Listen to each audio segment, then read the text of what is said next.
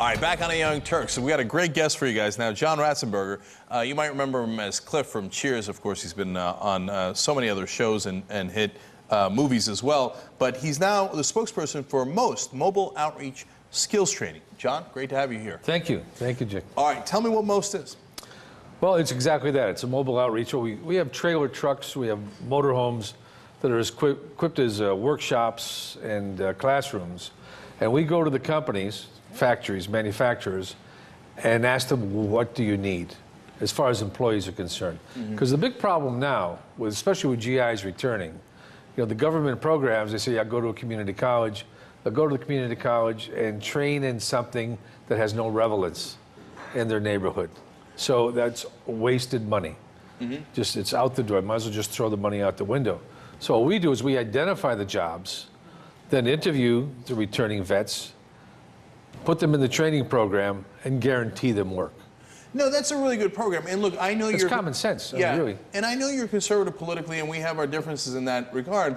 But I like that you're, putting your action where, where your mouth is. Because a lot of times there's talk about like, oh, the government shouldn't do it, somebody else should do it. Well, who else should do it? In your case, you're actually doing it. So that's good. But again, it's common sense. And that's what I love about the system that we're in. The government, we can't get any money from the government, by the way. Can I ask where you get the money for this? Yeah, it's whether it's a foundation, whether it's individuals, whether it's the work programs in different states. It's $6,900 for each individual, and our retention rate is 94%. The government's $250,000 per individual, and their retention rate is 14%.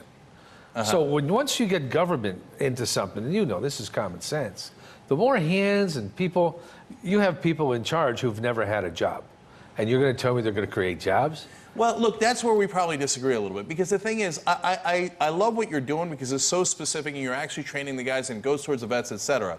But if we just left it to the hope that there would be enough groups like yours, I don't think that that's the right way to go. The reason the government exists is sometimes we have to work together to do whatever it might be, build bridges, schools, or in this case, create jobs, because we've got really bad unemployment. Well, then what the government should do is reinstate vocational training in schools.